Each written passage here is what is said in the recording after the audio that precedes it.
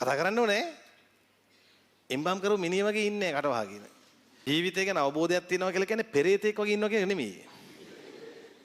පාරේ යනකොට දැක්කොත් ගෑනු කෙනෙක් ලස්සන කෙනෙක් අතප්පුරිට කියලා කියනවා. එච්චර. ඉන්නගෙම හයිඩ්‍රෝකාබන් දාමේ මොනවද තියෙනවද? නිත්‍ය වන්දන තියෙනවා. කතා කරන්න ඕනේ. එම්බම් කරු මිනිහ වගේ ඉන්නේ කට වහගෙන.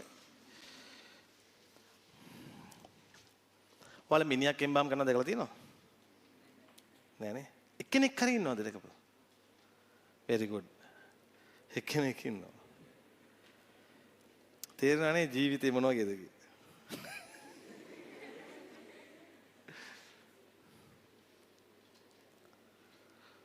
මේ ජීවත් වෙනකන් ලස්සනට ඉන්න. ලස්සනට ඉන්න කොණ්ඩ හදලා පාට කරලා. ඒක නරක නෑ.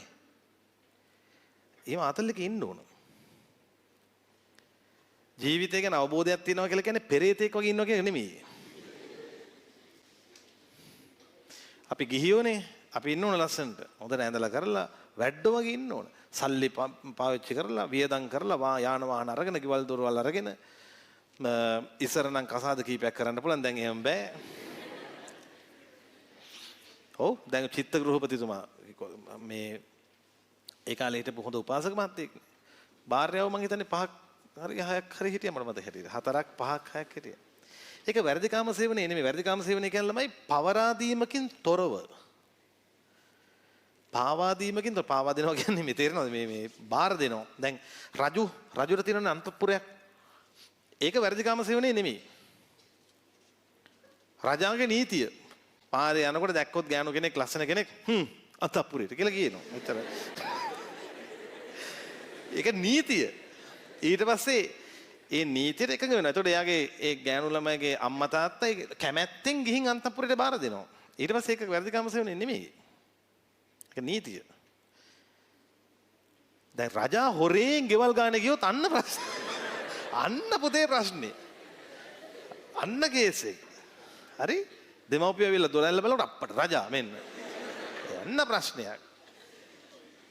ඒක කේස්. හොඳට කාලෙන්ද ඉන්න. ඒකට තමයි මේක ඌමනා.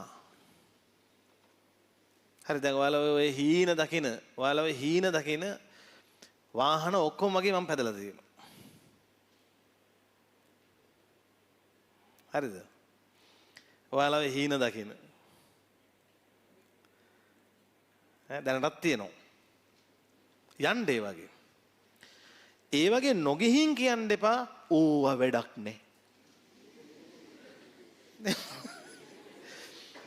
ඒක හිතේ තිබ්බට කමන්නේ ඇත්තටම ඔය දාලා යන්න වෙනවා තමයි. වැඩක් නෑ තමයි කවදා හරි දාලා යන්න වෙනවා. නමුත් පාවිච්චි කරන්න. ඒක තමයි වෙන්න ඕන දේ. Taman දිහා දැක්කම වෙන කෙනෙක් අම්මට සිරි මාර ලයිෆ් එකක් නේද කියලා එහෙම හිතෙන්න Taman ජීවත් වෙන්න ඕන. ගන්නාතල් එක ගන්න මැරෙන්න කලින්. ඔහේ ඉන්න එපා මේ බකමූණෙක් වගේ. දැන් අපිට තේරෙන්න ඕන දැන් සමහර මිනිස්සුන්ට ගතිනවද සල්ලි තියෙනවා පාවිච්චි කරන්නේ නෑනේ. කෝටි ගාණක් තියෙනවා මේ ඔය වැරහැලි ඇඳගෙන ඉන්නවා. කාලා ගන්න එකමද? ඒක අල්පේච්ඡකම නෙමෙයි. මොකද අල්පේච්ඡයි කියන්නේ? අල්පේච්ඡයි කියන්නේ හිඟන්නෙක් වගේ ඉන්න එකද? ඒතර යකෝ හොඳම අල්පේච්ඡ හිඟන්නු ටිකනේ. අල්පේච්ඡ කියන්නේ තමන්ගේ ඇතුලේ තියෙන ಗುಣධර්ම එළියට නොකිය ඉන්න කෙනාට. මම මෙහෙමයි. ඔයාලා දන්නේ නැනේ මම මෙහෙම කරා.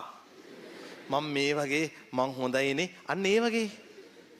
අර කියන්නේ අපි දායකුන් නැද්ද ප්‍රතිඵලයට වගේ අහන්නේ. අල්පේච්ඡයි කියන්නේ තමන්ගේ ඇතුලේ ගුණය එළියට පෙන්වන්නේ නැහැ. නිහඬව ඉන්නවා.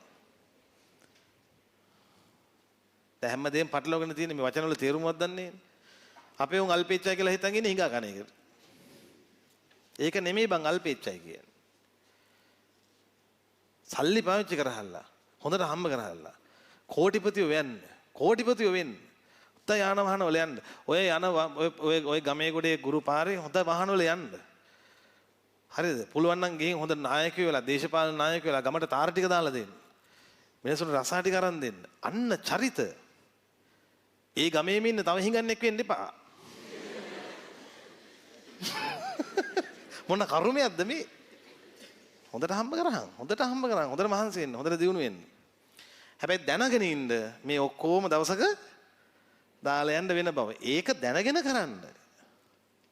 දැනගෙන පාවිච්චි කරන්න. දාලා යන්න වෙනවනේ. දැන් මම හෙට මැරුණොත් ওই වාහන ඔක්කොම පදින වෙන කෙනෙක්නේ. මන් දන්නේ කවුද කරන්න ගියේ. දරුවෝ අපේ දරුවෝ ඒගොල්ලෝ ලොකු මහත්තයලා උපදින්න. දැන් මං හෙට මැරුණොත් මගේ ඔය වතු පිටි ඔක්කොම බාරගන්නේ මම නෙවෙයිනේ වෙන කෙනෙක්. තේරෙනවද? ඒකයි දාලා යන්න වෙනවා. තේරුම් අරගෙන ජීවත් වෙන්න. රයිට් මිත්‍රවරුනි අන්තිම විනාඩි කිහිපය. මේ